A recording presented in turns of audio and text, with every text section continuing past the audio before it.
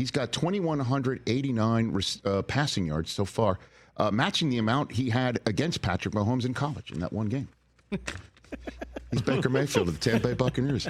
How are you, Baker? Good to see you. I'm good. Great. It's good to see you too, Rich. Right back at you, man. One of my guys. How are you? Wait a minute. When was the last time you shaved? Is this like a playoff beard you got going on here? Is this regular season beard? What do we got here, Baker? What's going on? More just laziness, letting it go. I'll trim it up before Monday night. Okay. Got to look professional at a certain point. That's right. I mean, listen, this is not your first rodeo against Mahomes. You played in a playoff game in this building against him. So I'm sure it's brought up a lot. So pardon me for bringing it up again. 66-59, the 8-year anniversary of that game passed last week, by the way. I mean, what was that game like back in the day, Baker? Chaotic, to say the least. Really, it was my first time back to Lubbock after transferring out. Unbelievable environment. I think the Jones holds about 68,000, right around there, and there's probably 45,000 plus chanting "F you, Baker." So that was a good environment. I had fun. That feeds you, though, does it not, Baker Mayfield? That feeds you. Yeah, I did probably a really dumb thing. They, they throw tortillas on the field and do all that. They threw one at me, and I picked it up and took a bite out of it. So there's actually no telling what was in that or where that had been. But yeah, no, you got to love that as a competitor. See, now you're a veteran, you're a father. You'd never do that now. You'd never just pick up any food stuff thrown out of the stands and just eat it. You'd never do that, right, Baker? No, can't do it now. You can't. I mean, come on, you're a face of a franchise. And but on that day, I mean, Mixon had 263 yards rushing. D.D. Westbrook had 202 yards passing. I mean, what is it like on a day where you're just throwing it around 500 yards and the other guy has 700? What that is like, Baker? Unreal. Pat, I think he had like 800 all-purpose yards. Yes. NCAA record. Unreal. We had to score a touchdown every single drive in the second half just to win. No field goals. Had to score touchdowns just to win that game. So unreal. Obviously, yeah, seeing firsthand what Pat's able to do, and obviously he carried that success over directly into the NFL, and you're seeing it nowadays as well. And what did you say? Did you see him at midfield afterwards? And what did you say to him if you did after a game like that? I can't remember if we talked or not, but I remember seeing Cliff after the game. That was one of the crazier games I had been a part of, and really not much else you can say about that one. Yeah, obviously Cliff being the HC of Texas Tech at the time. What is your relationship with Mahomes? Do you have one, Baker? Yeah, we're close. Pat's a great guy. It goes back to when I was still at Texas Tech, hosting him on his official visit. Just getting to know the guy as a person, and then when I left, watching from afar what he's able to do, and everybody knew him coming out of high school, the athlete he was. Obviously a great baseball and basketball player as well. So there was a high level of respect there for him from the very beginning. And then, you see these guys that scramble around and make plays like he does, and you think that it can't transfer to the NFL, but then, he does some unbelievable stuff. He makes some crazy throws, and it's fun to see him having the success he does. Obviously not when we're playing each other, right. But yeah, it's fun to watch him. Well, listen, I know I'm supposed to act like I know everything from this chair, but I don't care. Screw it. It's just us talking here. But you hosted him on his official visit to Texas Tech? I did not know that. Yeah, way back in the day. Yeah, a young Baker and a young Pat. How old were you? Like 20? I was 18. 18. So you're an 18-year-old. So did you welcome him from the airport? You're standing on the campus? Like, what was that? No, you know how official visits go in college. When you're trying to make sure a guy has a good time, you take him to the library and you study for the test. Yeah, you sing Kumbaya. I do have to tell this story to you real quick, and then we'll get to the business at hand here a little bit. Is Rod Woodson told me once, he's Mr. Indiana. He went to Purdue, and he thought he was going to go to a Big Ten team. The one out-of-state school he thought, maybe I'll give it a whirl, was Arizona State. And his person who was showing him around campus, you're laughing already, right? He said the guy picked him up from the airport and took him to the movies to see Gandhi, which is a 3.5-hour movie that had an intermission. And as soon as the movie was over, he told his sponsor there, take me back to the airport. And he left. That happened. Yeah, that's a tough look. Yeah, I would say that the host probably played the same position as Rod and didn't want him to commit and take his job. That's about all you can explain for that one. A business decision. I love it. Baker Mayfield here in advance of taking on the Chiefs on Monday Night Football. What would you say is your state of mind right now going into this game, Baker? I feel good about where we're at. It's, when you look at the tape, obviously we're sitting at 4-4, and we've lost some close ball games. But when you look at it, we haven't helped ourselves out. We've shot ourselves in the foot a bunch of times. It starts with me turning the ball over in the red zone, giving away points, and some of these teams that we're playing are going to capitalize on it. And so for me, taking care of the ball, but then just not making dumb mistakes on simple fundamental plays that we've done a bunch. So I feel good about where we're at, and this is I relate it to last year. We had a big mid-season lull and wound up having to come out of it, and the thing we did was just do all the little things right. And so that's this veteran group that we have here. Obviously, got a lot of young guys playing right now, but the guys that were here understand that if we just do our job and lead by example and just pick the intensity up a little bit, we'll be just fine. Are those mistakes is what you're referring to as the kick mentality that you need to have there in Tampa? Yeah. The cliche end every drive in a kick, but it's true though. Especially when you're playing against a team like this, they capitalize on mistakes, and that's what they don't do. They don't beat themselves, and so we have to play smart football for 4 quarters. I did notice that you wore Chris Godwin's creamsicle uniform to work. Baker, how is he? What's your? Not to turn you into an information man, but how's he doing right now, Baker? Chris he's in great spirits. Extremely unfortunate. Nothing you ever want to see happen to anybody, especially one of your teammates. And for Chris having a career year on a contract year as well, it just sucks. But Chris handles it like a pro, like he does every single day. He leads by example. I mean, just a couple days later after surgery, he had his foundation event and still hosted it and still did everything he's supposed to do to give back to the community. So it just, to me, that shows what type of guy he is. For the people that don't know him, we're just lucky to have him around here. He's still coming around, being influential with our younger guys, being a mentor for them.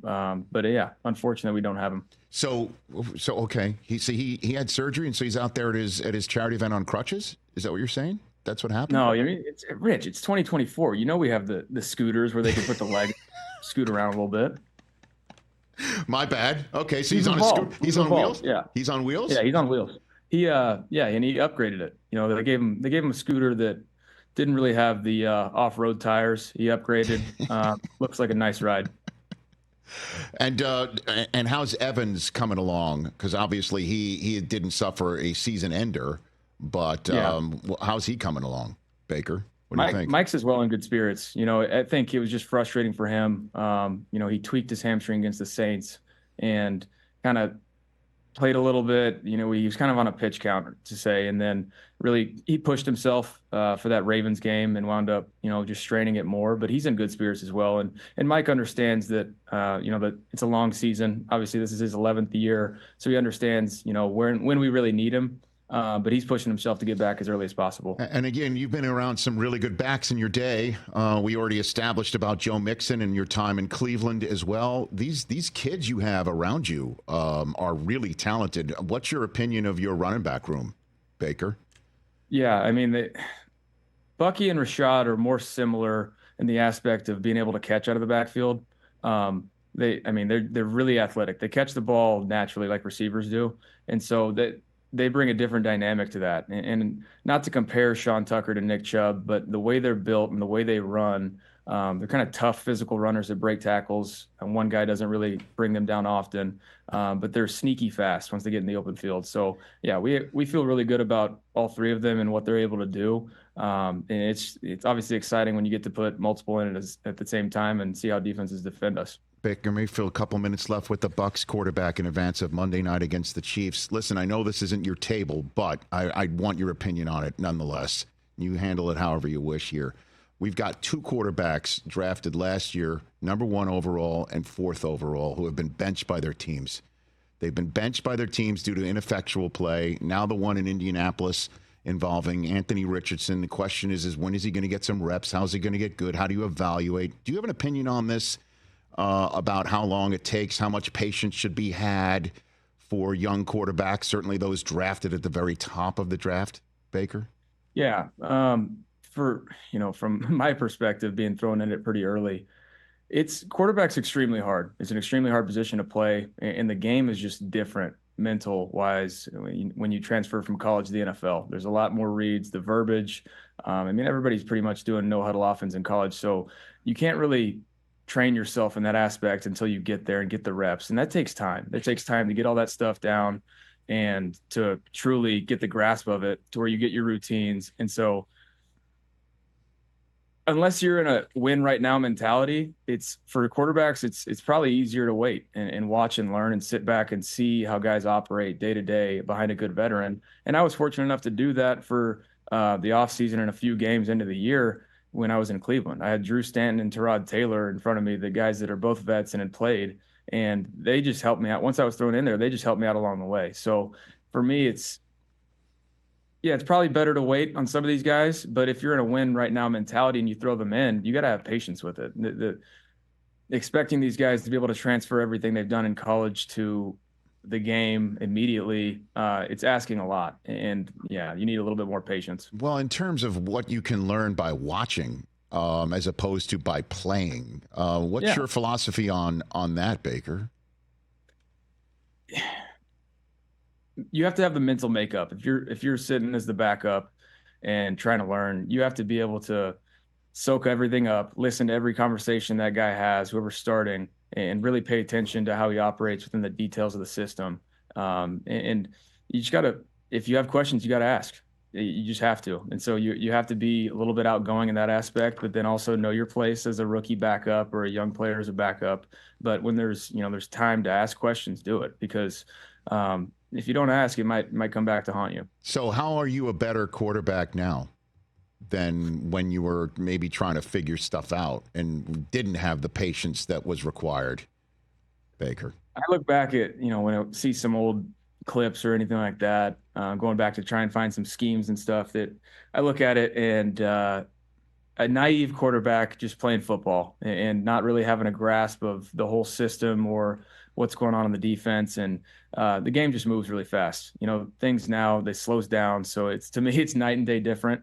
And it's fun to see that, process throughout the years of, okay, you take some of these reps, you learn from them, good and bad. You can put those in the mental bank and learn from them down the road. And you can also use it to help other guys out and give it back. So, and again, I know this isn't your gig, it's not your team, but what advice would you give Anthony Richardson if he needs it right now, Baker? Stay patient. Media is going to write whatever story they want right now. Just off the headlines of, did he know about it? Did their teammates find out from social media? All that stuff. It's just be the same guy for these guys in the building. Do your job, and support Joe now that he's in there. And that's the most important thing, is support the team, support the guy that's playing, provide everything you possibly can to possibly win. But then while he's doing that, he's got to stay ready, because you never know. It's a long season. It's a grind. It's a physical game. So you never know when your time's going to be called. And again, I know your baby girl was born in April. Is it still too soon to have a first Halloween? Did you do it? What happened? What do you got, Baker? My lovely wife, Emily, decided to dress our daughter up as Snow White, and therefore Emily, myself, and our dog were the dwarves. So Which one were you? Which one were you? She was Sleepy. I was Dopey. And I guess our dog took the rest. So I don't know. I just follow orders. Dopey, huh? I mean, I'd go Grumpy before Dopey if I've given a choice. You know what I mean? And that's what I said. But I think the shirt got in on time for Halloween. Got it. This was a last minute put together thing. So okay. I think the Amazon Prime probably kicked in quickly. Okay. Well, I was a banana for the second straight year. Because you happy with that? Well, you know what? It's one of those one size fits most costumes. And just throw it on, You know, and then also as you'll find out one day when you're trick-or-treating with your kids and they're going off in different directions, it helps to have something very yellow that stands out so they can see you. You know what I mean? Yeah. It's one of the, it's not just about the candy. It's about, you know, keeping the peace. Safety first. You know what I mean? Safety first. I get you. Thank you, Baker Mayfield. Always a pleasure seeing you. Thanks for taking the time, man. Good luck against the Chiefs. Look forward to seeing you on the big stage. Appreciate you guys. You got it. That's Baker Mayfield, everybody, right here on the Rich Eisen Show, getting set to take on the Kansas City Chiefs. Yes. And yes, I would say Patrick Mahomes, but it's really Chris Jones and the rest of those guys. Right. Catch the Rich Eisen Show every single day on the Roku Channel, 12 to 3 Eastern, for free.